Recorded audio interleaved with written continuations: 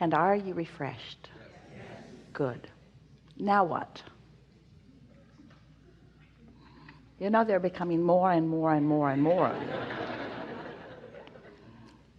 Thank you. Firstly, thank you so much. Every time I heard your recordings, I prayed to Abraham that one day I will come here, and I've traveled from London last night to be here. Yeah. I started listening to you back while I was on maternity leave when I had a little daughter. She's 1.5 years now. And I have a few questions. The first... Don't worry, we only have one answer. Okay, first thing is that I want to learn. I have a very loving family. I have loving friends. But I want to learn, most of all, to love myself and to be good to myself. Well, we've been talking about that all day, haven't we? About how the way you feel must be of paramount importance. And sometimes it's easier for you to acknowledge that by doing so, you come into alignment with Source, and therefore you come into your power. Our favorite explanation of this is a woman was talking to us one day about living in this miserable apartment complex. And she thought about moving, but just couldn't get around to it. And there was so much about it that was unpleasant to her. And then one day they passed an ordinance that made her longtime cat illegal. And so now she's sneaking the cat in and out and in and out and in and out. And finally, she moved because of the cat. And we said, it's so interesting that you wouldn't move because of your own misery. It's a sort of sacrificial thing that so many humans are doing. In other words, you often do not do what's best for yourself because you've been taught that an attitude of service or caring more about how others are doing matters more. Sometimes what keeps you from aligning with Source is wanting to uplift them, and so wanting to behave in a way that they are uplifted. That starts at an early age with so many. When you behave in a way that pleases your mother, you like her to be pleased. And we get why. Things go better if mother is happy. But you train yourselves by caring about what others think, or by behaving in ways that evoke good responses from others. Without meaning to, you often train yourself right out of your realization of how your inner being is feeling. So you lose connection with that stream of consciousness. You lose connection with that stream of love. And in the process, you become detached from what it really feels like to feel good.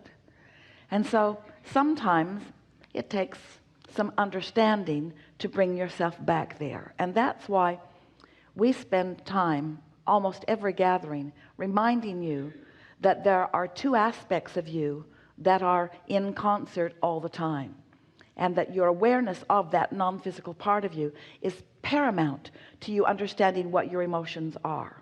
So once you have that understanding, and you do, then it's just a matter of really caring about the way you feel, and then just paying attention, and when you hear the rumble strip, do something about it. It's not complicated, but it does take steady practice. We have to say to you, it sounds a little odd to us that any of you would say, I'm working really hard to give myself permission to feel good, when every single thing that every one of you want is that. And we think what has been going on is that you've been misunderstanding how you feel good, because everything that you want, pile of money, relationship, state of being, condition, a material object, everything that you want, you believe you will feel better in the having of it. So there is a lot of striving for conditions to change so that you can feel good. And so sometimes you've become so conditional about feeling good, and so unable to control conditions in order to feel good, that many of you a while back have just given up on feeling good, because you've misunderstood how to go about it, and you've tried the impossible game of controlling conditions which you can't control in order to feel good. And so you just stop caring about how you feel, because you figured that you couldn't control how you feel, because after all, stuff just happens. And we say, now you don't have that excuse anymore. In fact, that disclaimer that you signed coming in, Esther thinks maybe she should put on there, you can't go back. I acknowledge that there's no going back, that I'm going to receive knowledge and I'm going to resonate with deep understanding, and I'm never going to be able to use the same flimsy excuses that I've been using. So you've got all the pieces in place. You also have a new little one to remind you that feeling good is natural, and that unless you're doing something that causes you not to feel good, you're going to feel good. That's natural. That's natural. You're really not asking for permission to feel good, but you are asking for technique to feel good. And we say, look around, and when you feel bad, say, whoops, that's not it. And look around some more, and when you feel bad, say, whoop, that's not it either. And look around when you feel good. I'm onto something. What are the components of this? Until you self-teach what alignment is. Mm-hmm. That's great. Thank you. My other question is that I'm a medical doctor, and for the last 15 years, I've sort of dedicated myself into research. I haven't been involved in clinical care of patients. And although I really enjoy what I do, the research work that I do miss that hands-on, one-to-one interaction with patients. Yes, but there are two things that we want to say to you before you get too far into this, just as a basis of understanding. Approaching it in the way that you are allows you the opportunity to do something that you're really good at without coming face to face with things that take you so easily out of alignment. You understand what we're getting at? Yeah. So because you are focused with a very strong sincerity to accomplish something, and because you are not commonly provoked out of alignment, the way you're going about it is in alignment with what is in your vortex. And again, things dovetail together. Isn't it nice how whatever's going on is evidenced by several things that you're wanting to talk about? That desire for service is a lovely thing because it's nice to uplift. And we know that you are a teacher and an uplifter to the very core of your being. But it also is a little bit about, should I serve self or should I serve others? This way, I'm doing both the way you're doing it. The other makes you feel like you would be of more service to others, but in the process you would be, jeopardizing is too strong a word, but you would be challenging your own alignment more of the time. And so we just wanted to lay that out to help you understand why you have chosen what you've chosen, you see. Right. Mm-hmm. Something more? Really good. Yeah, that's great. Thank you. Yeah.